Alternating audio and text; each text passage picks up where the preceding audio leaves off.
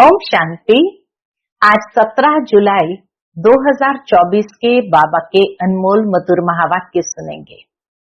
आज की बाबा की मुरली में बाबा ने हम बच्चों को पुनः आत्मा का पाठ पक्का कराया है कि बच्चे स्वयं को आत्मा समझ करके आत्मा भाई से बात कर रही हूँ, ये भाई भाई की दृष्टि और वृत्ति सदा बनी रहे, तब अवस्था मजबूत होगी। साथ ही बाबा कहे बच्चे अब घर जाना है, लेकिन घर कैसे जाएंगे?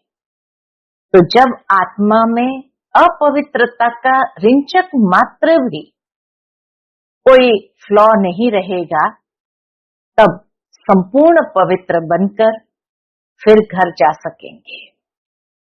दूसरा बाबा कहे जब स्वयं के अंदर ज्ञान बल और योग बल को भरपूर कर देंगे, तब आत्मा घर जाने के लिए तैयार होगी, अर्थात कर्मातीत अवस्था को पालेंगे। क्योंकि ज्ञान सागर के ज्ञान को संपूर्ण रीति से धारण करने से ही वो बल आत्मा में आता है। फिर बाबा भी खाली हो जाएंगे, और इसीलिए जब बाबा ने सब ज्ञान का खजाना दे दिया, तो फिर बाबा भी शांति में जाकर के विश्राम करेंगे और हम बच्चे भी बाबा के साथ घर चले जाएंगे। तो इसीलिए अपनी अवस्था को मजबूत बनाना है, ज्ञान बल योग बल से स्वयं को कर्मातीत अवस्था पर ले जाना है, तब सहज ही घर जाने के योग्य बन सकेंगे। तो सुनते हैं आज के बाबा के अनमोल मधुर महावाक्य। ओम शांति। मीठे बच्चे, इस शरीर को न देख, आत्मा को देखो। अपने को आत्मा समझ, आत्मा से बात करो। इस अवस्था को जमाना है, यही ऊंची मंजिल है। आज की मुरली से प्रश्न है, तुम बच्चे बाप के साथ ऊपर घर कब जाएंगे? उत्तर, जब अपवित्रता की मात्रा रिंचक भी नहीं रहेगी। जैसे बाप प्योर है, ऐसे तुम बच्चे भी प्योर बनेंगे, तब ऊपर जा सकेंगे। अभी तुम बच्चे बाप के सन्मुख हो। ज्ञान सागर से ज्ञान सुन सुनकर जब फुल हो जाएंगे, बाप को नॉलेज से खाली कर देंगे, फिर वह भी शांत हो जाएंगे और तुम बच्चे भी शांति धाम में चले जाएंगे। वहां ज्ञान टपकना बंद हो जाता है। सब कुछ दे दिया, फिर उनका पार्ट है साइलेंस का। बाबा जब संपूर्ण ज्ञान का खजाना दे देते, तो फिर उनका पार्ट है साइलेंस का। ओम शांति। शिव भगवान वाच। जब शिव भगवान वाच कहा जाता है, तो समझ जाना चाहिए एक शिव ही भगवान व परम पिता है। उनको ही तुम बच्चे व आत्मा याद करती हो। परिचय तो मिला है रचता बाप से, यह तो जरूर है नंबरवार पुरुषार्थ अनुसार ही याद करते होंगे। सब एक रस याद नहीं करेंगे, ये बहुत सूक्ष्म बात है।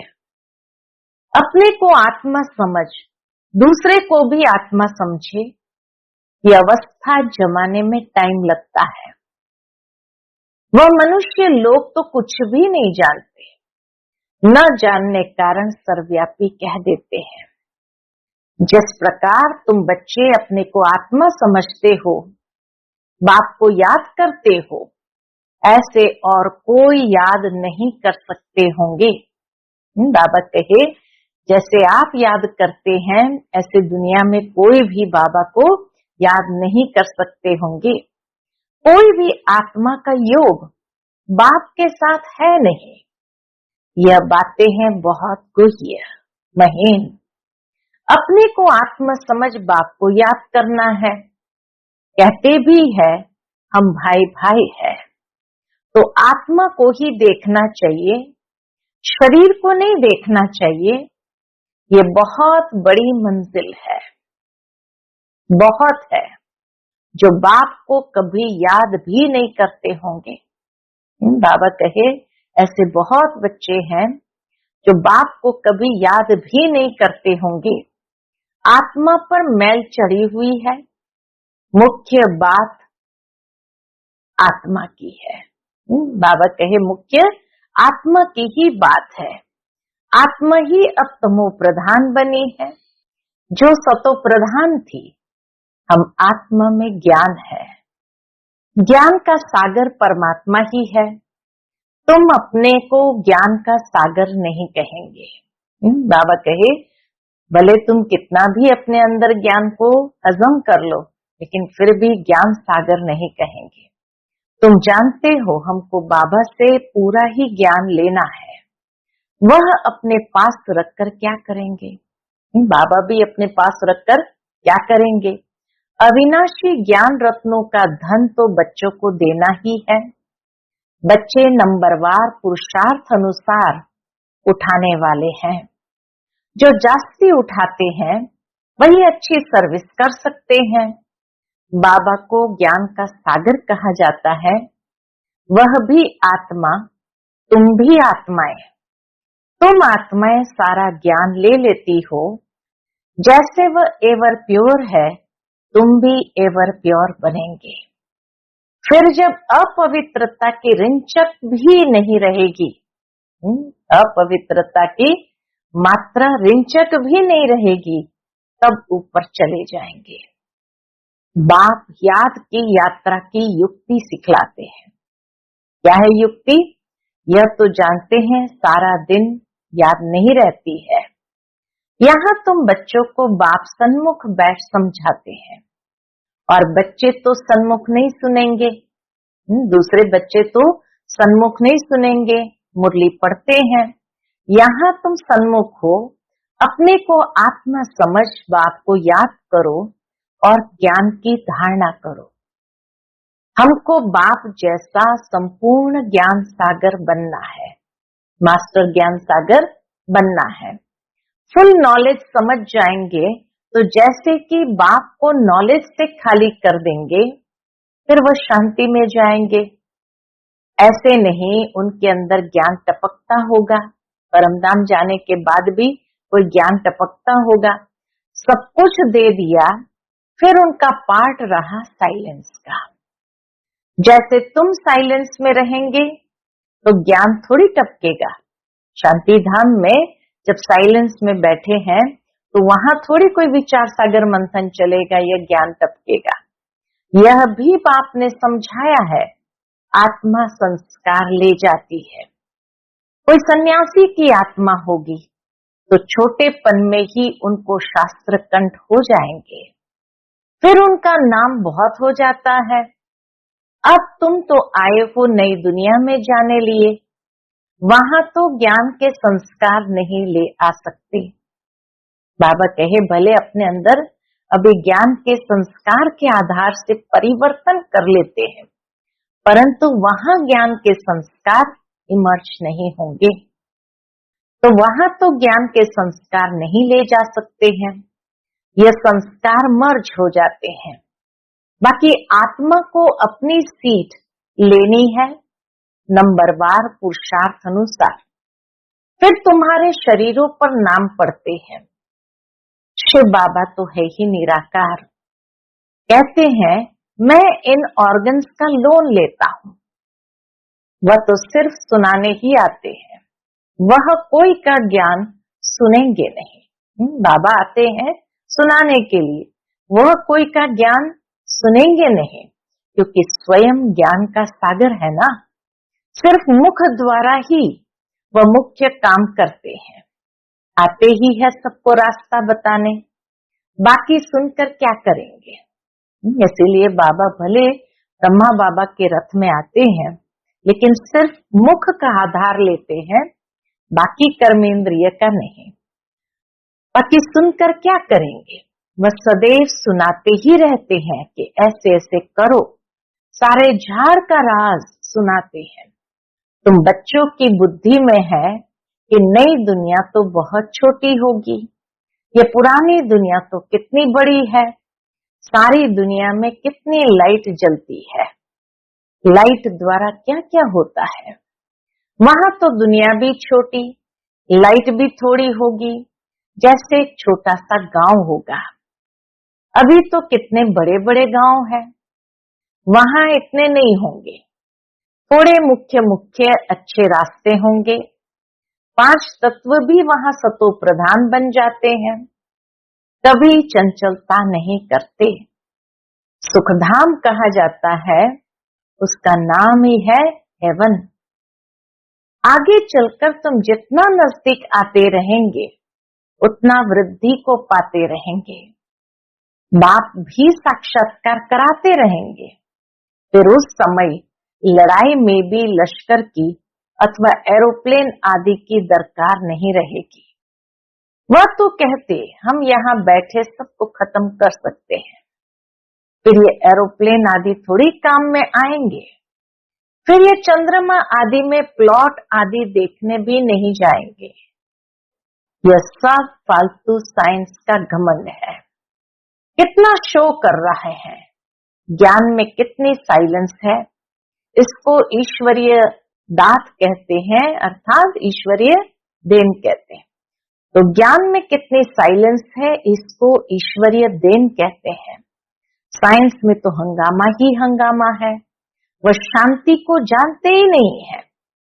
तुम समझते हो विश्व में शांति तो नई दुनिया में थी, वह है सुखधाम। अभी तो दुख शांति है।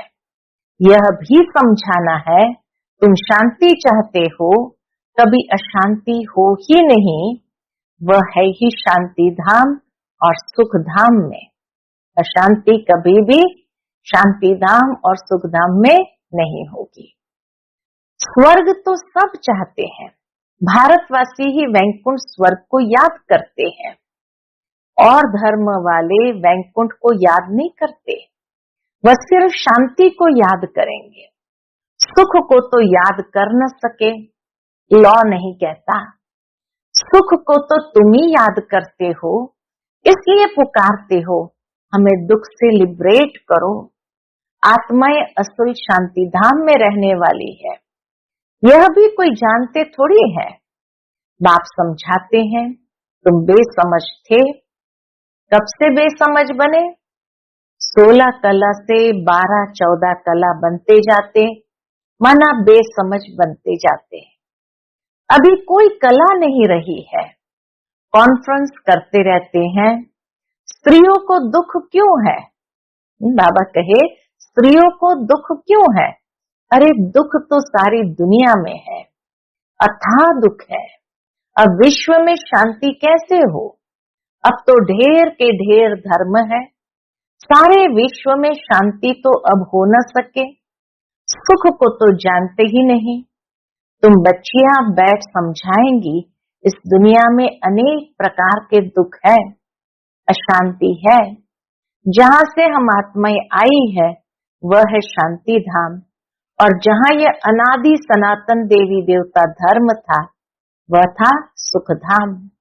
आदि सनातन हिंदू धर्म नहीं कहेंगे, आदि माना प्राचीन। वह तो सतयुग में था, प्राचीन सतयुग में था। उस समय सब पवित्र थे। वह है ही निर्विकारी दुनिया, विकार का नाम नहीं। फर्क है ना, पहले पहले तो निर्विकारी पना चाहिए ना। इसलिए बाप कहते हैं, मीठे मीठे बच्चों, काम पर जीत पहनो, अपने को आत्मा समझो। अभी आत्मा अपवित्र है, आत्मा में खाद पड़ी है, तब जेवर भी ऐसे बने हैं। आत्मा पवित्र तो जेवर भी पवित्र होगा। उनको ही वाइसलेस वर्ल्ड कहा जाता है। बड़ का मिसाल भी तुम दे सकते हो। सारा झाड़ खड़ा है, फाउंडेशन है नहीं। यह आदि सनातन देवी देवता धर्म है नहीं, और सब खड़े हैं, सब अपवित्र है। उनको कहा जाता है मनुष्य। वह है देवताएं। मैं मनुष्य को देवता बनाने आया हूँ।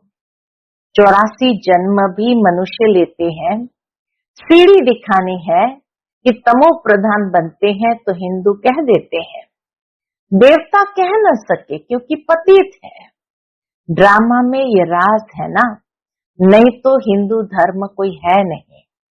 आदि सनातन हम ही देवी देवता थे, भारत ही पवित्र था, अब अपवित्र है तो अपने को हिंदू कहलाते हैं। हिंदू धर्म तो कोई ने स्थापन किया नहीं है, यह बच्चों को अच्छी रीति धारण कर समझाना है।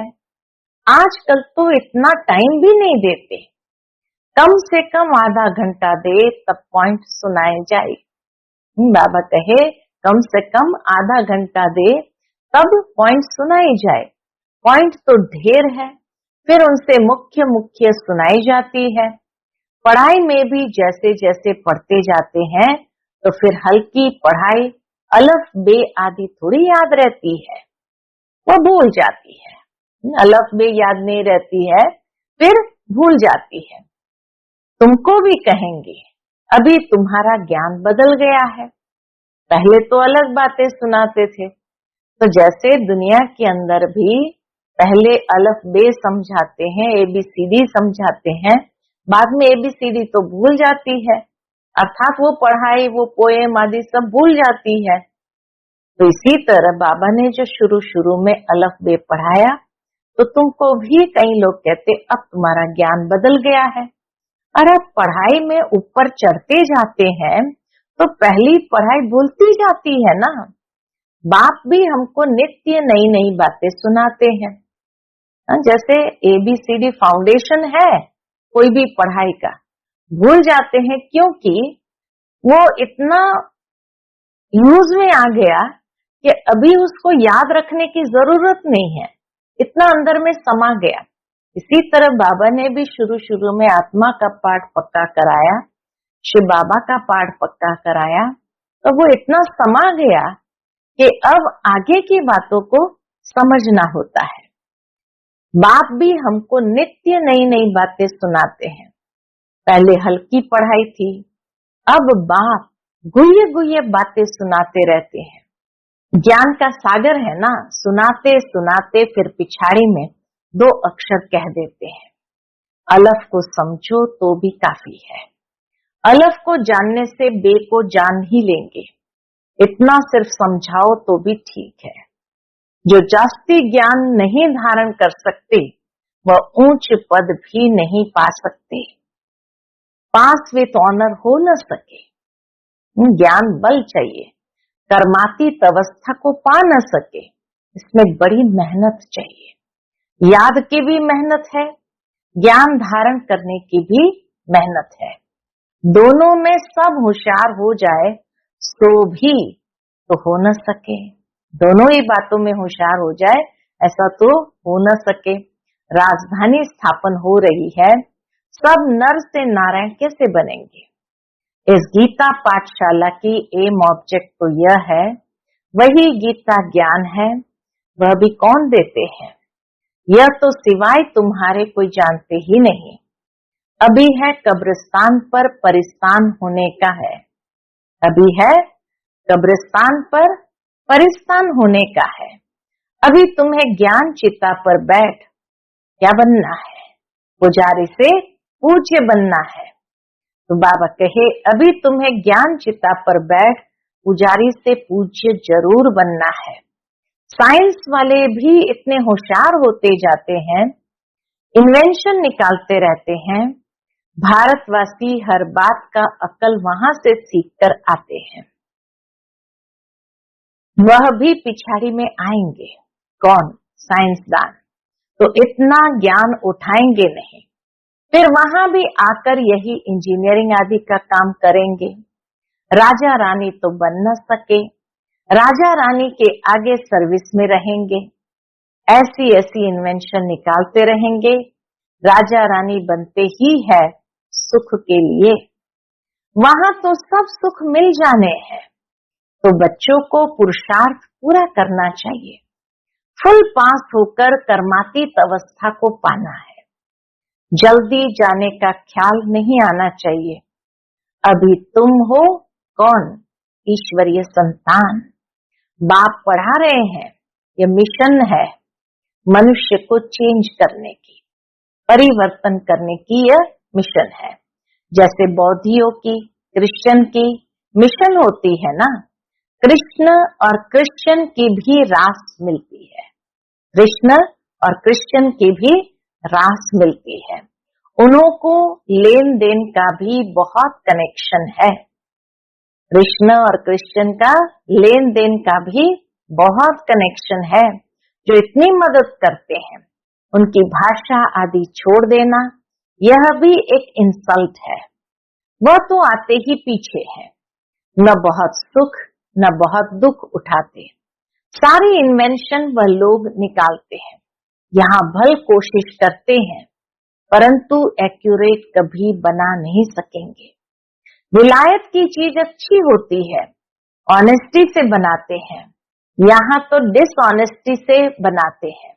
अथाह दुख है, सबके दुख दूर करने वाला एक बाप के सिवाय और कोई मनुष्य हो न सके। बल कितनी भी कॉन्फ्रेंस करते हैं, विश्व में शांति हो, धक्का खाते रहते हैं। सिर्फ माताओं के दुख की बात नहीं है, यहाँ तो अनेक प्रकार के दुख है। सारी दुनिया में झगड़े मारामारी की ही बात है, पाए पैसे की बात पर मारामारी कर देते हैं, वहां तो दुख की बात नहीं होती। यह भी हिसाब निकालना चाहिए, लड़ाई कभी भी शुरू हो सकती है। बाबा कहे लड़ाई कभी भी शुरू हो सकती है। भारत में रावण जब से आता है तो पहले पहले घर में लड़ाई शुरू होती है, जुदा जुदा हो जाते हैं। भारत में जब से रावण आता है तब से पहले पहले लड़ाई शुरू होती है, जुदा जुदा हो जाते हैं, आपस में लड़ मरते हैं। फिर बाहर वाले आते हैं, पहले ब्रिटिश थोड़ी थे, फिर वह आकर बीच में रिश्वत आदि देकर अपना राज्य कर लेते हैं। इतना रात दिन का फर्क है, नया कोई भी समझ न सके। नई नॉलेज है ना जो फिर प्रायलोप हो जाती है। बाप नॉलेज देते हैं, फिर वह गुम हो जाती है। ये एक ही पढ़ाई एक ही बार एक ही बाप से मिलती है, एक ही पढ़ाई एक ही बार एक ही बाप से मिलती है। आगे चल तुम सबको साक्षात्कार होते रहेंगे कि तुम यह बनेंगे, परंतु उस समय कर ही क्या सकेंगे, उन्नति को पा नहीं सकेंगे। रिजल्ट निकल चुकी, फिर ट्रांसफर होने की बात हो जाएगी, फिर रोएंगे पीटेंगे, हम बदली हो जाएंगे नई दुनिया के लिए। तुम मेहनत करते हो, जल्दी चारों तरफ आवाज निकल जाए, फिर आप ही सेंटर्स पर भागते रहेंगे, परंतु जितना देरी होती जाएगी टू लेट होते रहेंगे। फिर कुछ जमा नहीं होगा, पैसे की दरकार नहीं रहेगी। तुमको समझाने लिए यह बैज ही काफी है। यह ब्रह्मा सो विष्णु, विष्णु सो ब्रह्मा, यह बैज ऐसा है जो सब शास्त्रों का तंत्र यानी सार इसमें है। बाबा बैज की बहुत महिमा करते हैं। वह समय आएगा जो यह तुम्हारे बैज सब नैनों पर रखते रहेंगे, जैसे इतना उसको उच्च समझेंगे। मन मना भव इसमें है, इस बैज में है मन मना भव। मुझे याद करो तो यह बनेंगे। फिर यही 84 जन्म लेते हैं, पुनर्जन्म न लेने वाला एक ही बाप है। अच्छा, मीठे मीठे सिकिलदे बच्चों प्रति माता पिता बाप दादा का याद प्यार और गुड मॉर्निंग। रूहानी बाप की रूहानी बच्चों को नमस्ते। हम सब रूहानी बच्चों की रूहानी माता पिता बाप दादा को याद प्यार गुड मॉर्निंग और नमस्ते नमस्ते। शुक्रिया बाबा, शुक्रिया। आज की मुरली से धारणा के लिए मुख्य सार है, पहली पॉइंट, याद की मेहनत और ज्ञान की धारणा से कर्मातीत अवस्था को पाने का पुरुषार्थ करना है। ज्ञान सागर की संपूर्ण नॉलेज स्वयं में धारण करनी है। दूसरी पॉइंट, आत्मा में जो खाद पड़ी है उसे निकाल संपूर्ण वाइसलेस बनना है। रिंचक मात्र भी अपवित्रता का अंश न रहे। हम आत्मा भाई भाई है, यह अभ्यास करना है। आज का बाप दादा का मधुर वरदान हम बच्चों के प्रति है, समय और संकल्प रूपी खजाने पर अटेंशन दे। जमा का खाता बढ़ाने वाले पद्मा पदम पति भव। समय और संकल्प रूपी खजाने पर अटेंशन दे, जमा का खाता बढ़ाने वाले पद्मा पदम पति भव। वैसे खजाने तो बहुत है, लेकिन समय और संकल्प, विशेष इन दो खजानों पर अटेंशन दो। हर समय संकल्प श्रेष्ठ और शुभ हो तो जमा का खाता बढ़ता जाएगा। इस समय एक जमा करेंगे तो पदम मिलेगा, हिसाब है। एक का पदम गुना करके देने की यह बैंक है। इसलिए क्या भी हो, त्याग करना पड़े, तपस्या करनी पड़े, निर्माण बनना पड़े, कुछ भी हो जाए, इन दो बातों पर अटेंशन हो तो पद्मा पदम पति बन जाएंगे। आज का स्लोगन है, मनोबल से सेवा करो तो उसकी प्रारब्ध कई गुना ज्यादा मिलेगी। बहुत सुंदर बात बाबा ने गुह्य बात समझाई है। मनोबल, अपने मन की शक्ति से सेवा करो। मन की शक्ति है संकल्प शक्ति, तो मनोबल से सेवा करो तो उसकी प्रारब्ध कई गुना ज्यादा मिलेगी, क्योंकि मन में ही हमेशा व्यर्थ और नेगेटिव संकल्प चलते हैं और यही हमारे मनोबल को क्षीण करती है। इसलिए मनोबल से सेवा करने के लिए जितना अंदर में समर्थी होगी, संकल्पों की समर्थी होगी, उतना प्रारब्ध कई गुना अधिक मिलेगा। अच्छा, ओम शांति।